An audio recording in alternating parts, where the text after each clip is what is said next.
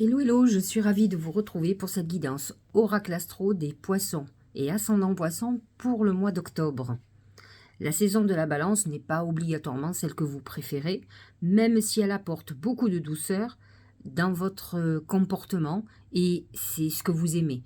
Vous avez de commun avec la Balance que vous aimez rêver, vous aimez flâner, vous aimez l'art, vous aimez la créativité, puisque la Balance est dirigée par Vénus, vous, vous êtes dirigé par Neptune et par Jupiter, mais vous avez ce côté amoureux de l'amour que peut avoir la Balance aussi.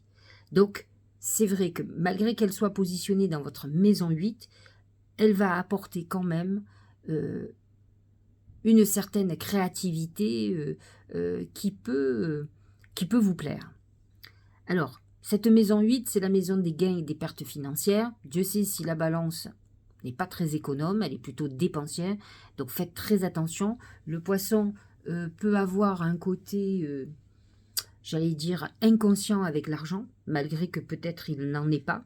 Donc soyez vigilants sur tout ce qui est financier et sur tout ce qui peut vous être proposé. Ce qui va être plus intéressant pour vous, c'est les planètes qui vont rentrer en Scorpion, puisque le Scorpion est un signe d'eau comme vous, et donc vous allez être dans une période, une phase beaucoup plus intéressante pour vous. Mars rentre en Scorpion dès le 13 octobre, et c'est vrai que vous allez avoir une motivation pour des projets nouveaux. Cette maison 9 correspond justement aux nouvelles perspectives qui vont se présenter à vous, et Dieu sait s'il va en avoir. C'est un moment où vous aurez envie de voyager, d'étudier une langue étrangère, de reprendre vos études, de former, de vous former ou de former les autres. On est dans des grands projets. On ouvre son esprit et on ouvre surtout son champ d'activité. C'est un moment où on est beaucoup plus porté sur la spiritualité et Dieu sait si vous l'êtes. Alors parce que cette maison 9, même si elle est en Scorpion, c'est la maison du Sagittaire à la base, qui est dirigée par Jupiter, qui est un de vos régents aussi, avec Neptune. Donc effectivement, c'est une, comment dirais-je, une partie de vous-même que d'aimer les voyages. Parce que vous avez deux sortes de poissons, vous avez les Neptuniens et les Jupitériens. La plupart des Neptuniens sont des poissons qui ont des hauts et des bas psychologiques, qui sont souvent sous des addictions, des dépressions, mais qui sont aussi, alors ce ne sont pas obligatoirement les mêmes, ce sont aussi les poissons qui se dirigent vers tout ce qui est le domaine médical. Ils ont besoin aussi d'être utiles, comme la Vierge, donc ils ont besoin de ce côté sacrifice aux autres pour aller vers, pour nourrir leur âme. Et les Jupitériens qui sont des grands voyageurs, qui ont beaucoup plus de chance, qui sont beaucoup plus optimistes et qui aiment voyager comme les Sagittaires. Donc, ce Scorpion en maison 9 va vous ouvrir au niveau de votre spiritualité, de votre intuition. Ça va être très intéressant puisque Mercure, à partir du 22 octobre, pardon, sera dans ce signe et donc va vous apporter une intuition puissante qui va vous aider à faire vos choix, à aller vers, à rentrer dans un nouveau voyage, dans une nouvelle perspective, et c'est plutôt très très positif. Le soleil aussi va vous aider à partir du 23 octobre à aller dans ce sens. Alors, il est bien évident que le 28 octobre, à la pleine lune du taureau, le taureau étant en harmonie avec le poisson, et le scorpion aussi, c'est l'axe 9-3, c'est l'axe de la communication, c'est un axe hyper important pour faire ses vœux, puisque c'est un axe qui vous connecte directement à l'univers et à vos guides. Donc, ça sera le bon moment pour faire des vœux, vous purifier d'abord bien sûr, nettoyer le terrain, et ensuite planter la graine de vos intentions, de vos vœux. Donc, 28 octobre, n'oubliez pas, 5 degrés du taureau, donc c'est un moment très important, d'autant plus que Jupiter sera là à côté en amplificateur. Nous avons Pluton qui est en maison 11, qui va transformer votre réseau social. Ça peut être aussi une très belle connexion à vos défunts. Alors, Pluton finit sa course, hein, il va être bientôt dans votre maison 12, qui sera beaucoup moins sympathique. Mais en tout cas, qui, pour le moment, vous apporte beaucoup d'aide et vous guide. Vous pouvez avoir des personnes importantes qui bouleversent votre vie, positivement bien entendu. Alors, dans votre signe, nous avons Neptune, qui vous a un peu enquiquiné. Alors que Neptune en poisson amène beaucoup de chance, hein, mais oui, il amène aussi beaucoup de soucis. Alors, des soucis de santé, beaucoup de soucis psychologiques, des problèmes d'addiction pour certains. Là, on est dans l'excès, on est dans le négatif, mais qui peut amener aussi une créativité extraordinaire, une très belle connexion à votre spiritualité. Donc, on est dans quelque chose aussi de très spirituel et religieux. Alors attention aux excès, parce que les excès amènent le fanatisme aussi, ou l'intégration de sectes, donc soyez vigilants, essayez de vous modérer et justement de suivre cette intuition, de ne pas aller dans tous les excès. Saturne va recadrer tout ça. Alors il est dans votre signe pendant 2 ans et demi, là il est entre 1 degré et 0 degré, est un peu rétrograde, et donc Saturne va vous responsabiliser, va vous recadrer, va vous ramener un peu à la Terre, ce qui est pas négatif. C'est la planète du karma, c'est le dieu du karma, Saturne. Et il va, s'il vous met en épreuve, vous mettre dans des épreuves karmiques dont vous devez vous libérer pour pouvoir aller vers votre mission d'âme, pour pouvoir retrouver la paix. Alors, si vous êtes dans une phase d'évolution personnelle, bien ce Saturne, vous allez le vivre facilement. Mais si vous ne prenez pas des mesures dans votre vie pour changer un certain nombre de choses, ça risque d'être compliqué. Le nœud lunaire, donc le nœud karmique, est dans votre maison 2, qui est la maison de l'argent et du patrimoine. Il est bien évident que vous rentrez dans une période pendant 1 an et demi, là, où vous allez peut-être faire des prises de conscience sur tout ce qui est financier. Peut-être avez-vous eu des soucis d'ordre d'argent. Et ce nœud karmique va vous booster et va vous amener des nouvelles possibilités. À vous de faire les bons choix aussi, parce que lorsque c'est karmique, ça peut être tout positif comme tout négatif au niveau des décisions, je m'entends. Donc, de toute façon, votre motivation va être de gagner de l'argent, de ne plus être dans une phase de manque financier. Vous le savez, les planètes en taureau sont là sont toute l'année, en tout cas Jupiter au moins jusqu'à l'année prochaine. Positionné dans votre maison 3, il vous ouvre des possibilités dans tout ce qui concerne la communication, l'écriture, et Dieu sait si nombre de poissons sont dans l'écriture, que ce soit le dessin, que ce soit l'écriture de livres, l'écriture de formation, que ce soit la reprise d'études, que ce soit l'écriture de chansons. Beaucoup de poissons sont dans la chanson. Il faut savoir que la musique a un lien particulier avec le poisson en astrologie. Et donc Jupiter vous amène des contrats, vous ouvre beaucoup de nouvelles perspectives intéressantes. Uranus vous amène aussi des événements soudains que vous n'aurez pas obligatoirement planifiés, qui concernent cette communication, peut-être la volonté de reprendre des études, d'écrire un livre. En tout cas, tout peut arriver, sachez-le. Ça sera encore beaucoup plus puissant lorsque Uranus rejoindra Jupiter, ou en tout cas plutôt Jupiter rejoindra Uranus, puisque Uranus est entre 21 et 22 degrés, et pour l'instant Jupiter est entre 14 et 10 degrés, puisqu'il est rétrograde. Donc, on n'y est pas encore, mais par contre, c'est quelque chose qui est en train de se préparer, et peut-être qu'à ce moment-là, on va voir si c'est sur novembre ou décembre, vous allez avoir certainement un événement positif qui va chambouler votre manière de vous exprimer, votre communication. C'est très intéressant pour les gens qui sont dans la publicité aussi et dans tout ce qui est créatif de toute façon. Vénus en Lion est positionnée dans votre maison 6. Ça peut être une rencontre sentimentale dans vos routines, c'est-à-dire en allant faire vos courses, en allant faire du sport, en allant à votre cours de danse. Ça peut être aussi, si vous avez quelques soucis de santé, à l'hôpital. Ça peut être une rencontre complètement fortuite, même si le lion n'est pas vraiment en harmonie. Alors attention, Vénus quand même en 6, c'est aussi la santé, donc attention à vos excès alimentaires. Vénus est est un, comment on appelle ça, une planète qui aime les plaisirs.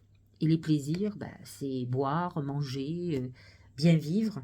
Et c'est vrai que dans votre maison 6 peut créer quelques maux liés à tout ça.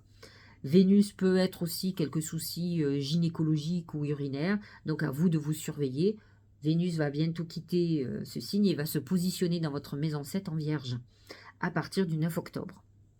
Et là, on peut espérer, si vous êtes célibataire, une rencontre sentimentale pour une construction, puisque la maison 7, c'est le couple. Et c'est vrai que, ou quelqu'un qui peut vous amener même un bien-être financier. Donc cette Vénus en 7 amène une légalisation amoureuse aussi pour les couples qui sont déjà ensemble. Pourquoi pas un bébé? Mercure était déjà dans la Vierge, mais il y est jusqu'au 5. Et donc, c'est quelque chose auquel vous allez penser. Si vous êtes célibataire, ça peut être un moment où vous commencez à penser à avoir une histoire sérieuse, à vous stabiliser. Peut-être qu'avant, vous étiez une grande ou un grand célibataire, et finalement, votre vie de célibat ne vous déplaisait pas plus que ça. Là, on rentre dans cette période, dans quelque chose de beaucoup plus stable, avec une volonté d'aller vers la stabilité. Alors, nous avons une pleine lune le 29 septembre, donc dans 2 jours, qui est positionnée entre la 8 et la 2, c'est-à-dire c'est l'axe financier, le soleil en maison 8 et la lune en maison 2. Donc c'est vrai que vous allez être dans une période où vous allez mettre l'accent sur vos finances, sur peut-être des dettes à payer, sur tout ce que vous payez tous les mois. Vous allez peut-être réorganiser votre vie pour avoir une vie beaucoup plus confortable et pour gagner plus d'argent. La nouvelle lune de la balance, toujours positionnée dans votre maison 8, va faire ressurgir certaines problématiques. C'est une période très sexe, hein. Par contre, maison 8, c'est maison sexuelle, mais avec la balance qui est vénusienne, avec le poisson qui est amoureux de l'amour et qui aime bien la sexualité, puisqu'il aime toutes les sensations importantes. Vous êtes dans une période, alors, on va dire plus sexe que amoureuse, hein, avec Mars en balance en plus jusqu'au 13 octobre. On peut dire que Mars a encore de l'effet, même s'il part de la balance. Mais enfin bon, de vous à moi, il rentre en scorpion. Même si c'est en maison 9, Mars en scorpion, c'est quand même la sexualité à l'état pur. Donc, vous êtes dans une période beaucoup plus comme ça. Le 28 octobre, je vous l'ai dit, c'est l'axe 9-3. C'est un axe super pour reprendre des études, pour communiquer. Mais c'est une bonne pleine lune pour faire vos vœux, puisqu'elle est liée à la communication et à la communication avec l'univers et avec vos guides. Donc c'est une bonne pleine lune pour tout ça. Nous allons regarder maintenant les oracles pour voir s'ils sont en harmonie ou s'ils nous apportent des éléments nouveaux à tout ce que les astres nous disent. C'est la main de Fatma, la main de protection. C'est le talisman de protection. C'est Jupiter qui est dans votre maison 3 qui vous protège. C'est sûr. Jupiter, c'est le dieu des dieux, Zeus, qui protège tous et qui vous connecte à vos guides. De toute façon, le poisson est un signe de connexion. Normalement, je dis bien normalement, c'est le signe le plus évolué du zodiaque, puisque c'est le plus spirituel. C'est la fin de la révolution solaire. Et donc, c'est le 12e signe qui nous propulse vers la spiritualité. Et donc, cette main de Fatma vous dit que, quelles que soient les difficultés que vous avez aujourd'hui, vous retomberez sur vos pieds, vous trouverez des solutions, vous êtes protégé. Donc, ne l'oubliez pas, quelles que soient vos difficultés, soyez positif, vous allez trouver des solutions. Au niveau professionnel et financier, c'est la pensée. La pensée, c'est tout ce qui se passe par l'esprit. Le poisson est un bon psychologue, est un bon créatif, tout se passe par la tête. Et donc, au niveau professionnel, vous allez être dans une phase de créativité à l'extrême, avec Neptune dans votre signe, bien entendu, que vous allez être hyper créatif. Cela dit, toutes les planètes en 8, en balance, amènent cette créativité, amènent beaucoup de compréhension. Faites attention quand même, Neptune en poisson peut amener quand même quelques tracas au niveau professionnel, quand on parle de l'esprit, on parle aussi des soucis, des angoisses que vous pourriez avoir.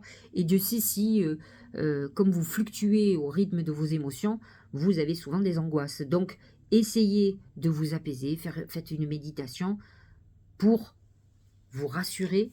Je vous l'ai dit, vous avez la main de Fatma, donc dites-vous que dans la vie, quand il y a un problème, il y a une solution, même si la solution n'est pas celle obligatoirement qu'on a envie ou qui est l'idéal, mais en tout cas, il y a toujours une solution. Donc, à vous de prendre le taureau par les cornes pour pouvoir avancer si c'est compliqué. Au niveau de l'amour, c'est l'écureuil. Alors, ce qui est ennuyeux avec l'écureuil, c'est qu'il représente l'épargne, la prévoyance, c'est la Vierge. Hein. Donc, c'est cette Vénus en Vierge pour vous, hein, dans votre maison 7, qui amène quelqu'un avec qui on pourrait s'engager. Le seul petit bémol, c'est que ce petit écureuil qui est si mignon, il est un peu radin. Et la radinerie, alors, il y a radinerie financière, mais il y a aussi la radinerie des attentions de ceux qui ont du mal à donner de l'amour. La Vierge est un signe qui peut être très favorable pour vous, mais être très compliqué pour vous. Je m'explique. C'est votre signe complémentaire. Autant vous êtes des amoureux de l'amour, autant la Vierge est sur la retenue. Et donc, elle peut être avare pas d'attention, puisque la Vierge est très attentionnée, mais de gestes, d'exprimer l'amour, alors que vous faites du lyrique quand vous parlez d'amour. Donc, vous savez faire. Et pour vous, c'est important. Ça fait partie de cette émulsion qui fait que vous tombez facilement amoureux. Les mots sont très importants pour vous. Et donc, ça peut être un problème. Ça peut être un problème pour vous, mais ça peut être aussi, d'un autre côté, une Vierge peut vous amener d'être plus terre à terre. Vous faire redescendre sur terre pour certaines choses. Et vous, motiver cette Vierge un peu sur la retenue, d'aller vers un amour fusionnel. Et donc, vous pouvez vous apporter l'un à l'autre, même si je pense que pour le poisson, ça peut être compliqué, parce que vous ne fonctionnez pas du tout de la même manière et vous ne comprendrez pas cette retenue amoureuse. Alors, voilà, Vénus en Vierge peut vous amener une stabilité importante avec ce petit bémol qui peut être un problème à un moment donné dans votre vie amoureuse. Au niveau de la santé, c'est les yeux. Alors, les yeux, c'est deux choses, hein. C'est même trois. Un mauvais œil. Donc, ça peut être de la malveillance que vous avez autour de vous. Avec Neptune qui est dans votre signe, vous pouvez avoir des personnes autour de vous très malveillantes, qui vous en veulent, qui sont jalouses de vous, qui vous font du mal. L'amas de planètes en maison 8 peut révéler aussi ces ennemis, ces gens qui ont fait des choses souterraines, on va dire. Les yeux représentent aussi la voyance, qui fait partie de vos talents, puisque vous avez cette intuition très exacerbée et vous pouvez voir. Donc, faites attention à ne pas vous tromper entre intuition et désir ou intuition et crainte. Ce n'est pas du tout la même chose. Et les yeux représentent les yeux. Donc, vous pouvez avoir quelques soucis au niveau des yeux. Sachez-le, c'est ce qui peut se poser comme problème ce mois-ci. Au niveau du Tao, c'est la marche. Conduite, conscience de soi, progression avec prudence et sensibilité, comportement correct, action responsable. C'est cette maison 3 en taureau qui fait que vous avancez. Jupiter vous pousse vers l'avant. Même si vous avez l'impression que ça va doucement, l'essentiel c'est d'avancer. Regardez derrière et regardez toute l'évolution que vous avez fait. Certes, vous avancez à la vitesse de la tortue et je vous le dis, depuis 35 ans que je fais de la voyance, j'ai deux signes où on a l'impression que ça met une plombe pour se réaliser. C'est les Capricornes et les Poissons, et plus particulièrement chez les femmes. C'est les deux signes que j'ai remarqués où tout met un temps fou pour arriver. Le problème, et c'est ce que je dis souvent à ces personnes, c'est que ça vient de vous, ça vient pas de moi. Moi, je vois les événements en dehors du temps, et vous allez à la vitesse que vous avez l'habitude d'avoir, et le fait que vous rêviez beaucoup, que vous ayez beaucoup d'émotions avec des hauts et des bas, freine énormément votre avancée. Soit vous arrivez à vous stabiliser, à vous canaliser au niveau des émotions pour en tirer un grand parti, parce qu'avec l'intuition et Jupiter dans votre maison 3, c'est assez extraordinaire pour ça, et vous verrez que vous avancerez beaucoup plus vite. Mais bon, j'ai envie de vous dire, l'essentiel c'est d'avancer. Regardez, le but, on continue à parler que vous avancez vers un but, hein. Gardez à l'esprit la vision de ce que vous voulez vraiment dans la vie. Ça me fait penser aussi aux yeux. La vision de ce que vous avez. Projetez-vous. Voyez, essayez avec objectivité de voir quel est votre but, où vous voulez aller, et surtout, ce que vous voyez pour vous en avenir.